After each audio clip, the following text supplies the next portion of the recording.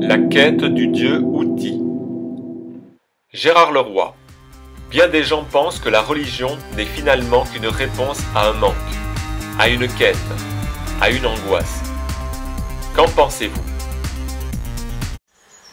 Les philosophes qui ont le mieux expliqué cela sont ceux que Paul Ricoeur appelait les maîtres du soupçon, Marx, Nietzsche et Freud. L'un des aspects de la religion l'a défini effectivement comme une réponse à une quête d'idéal. Ce qu'a fort bien montré Claude Geffray dans un débat qu'il eut avec Régis Debray dans les années 2006-2007, paru aux éditions Bayard sous le titre La religion avec ou sans Dieu. Geffray rappelle bien dans ce débat que depuis la nuit des temps, l'homme atteste de la permanence d'un manque qui est marqué par l'absence d'une perfection.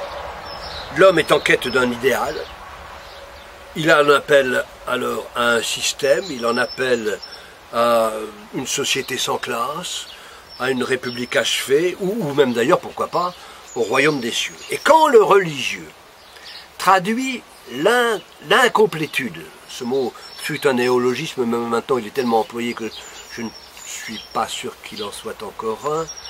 Quand le religieux traduit l'incomplétude de l'homme, il exprime aussi la quête d'un vouloir être par-delà son immédiateté quotidienne. Or cette quête, elle est aujourd'hui en panne. Aujourd'hui, la dissolution des valeurs traditionnelles, culturelles, spirituelles et morales a favorisé en quelque sorte la paresse intellectuelle, l'indigence culturelle en tout cas, et l'addiction à la consommation. Nous avons été du coup un peu ramollis, anesthésiés même, par la convoitise au profit de la culture du confort, du plaisir et de l'avoir, au service souvent du paraître, quelquefois du paraître. Les conséquences sautent aux yeux. Nous éprouvons le besoin incoercible, le samedi après-midi, de flanquer les gosses à l'arrière de l'auto pour aller acheter des gadgets inutiles, futiles, idiots dans le supermarché du coin, en attendant d'ailleurs le dévoiement dans les skin parties. Emportés par la spirale de notre société consumériste, notre liberté est aujourd'hui sollicitée par une foule de stimuli qui encombrent la vie quotidienne. Quelle chemise je vais enfiler? À quelle heure je vais me lever? Quel dentifrice vais-je choisir? Est-ce que je fais repeindre la caravane? Quand partons en vacances? Mais notre liberté, sollicitée quotidiennement par cette foule de sollicitations, elle s'épuise.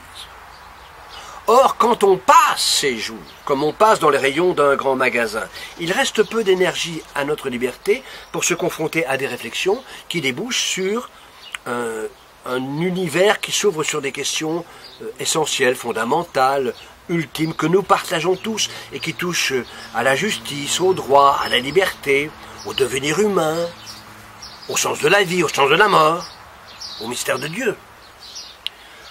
Hier, il y a une cinquantaine d'années, l'homme pré-sécularisé, avant que la sécularisation nous imprègne, était enfermé dans l'angoisse de son besoin. Il s'adressait à la transcendance, il était tenaillé par la pauvreté matérielle et du coup il avait recours à la prière, aux rogations, aux cierges, aux neuvaines. Aujourd'hui, l'homme peut fort bien être enfermé dans la satisfaction de ses besoins. Et le Dieu de l'homme a souvent été celui qui émerge de la pauvreté. Comme le Dieu outil, le Dieu bouche-trou, qu'on supplie d'effacer d'un coup de baguette magique notre misère. Ce Dieu trop fragile, aujourd'hui, on n'en a plus besoin. Tout marche très bien sans lui.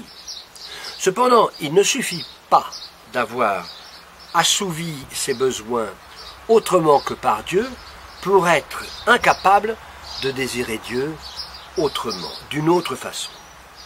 C'est, je crois, le grand drame spirituel de notre époque, que d'avoir enfermé Dieu dans la boîte à outils destinée à satisfaire nos besoins.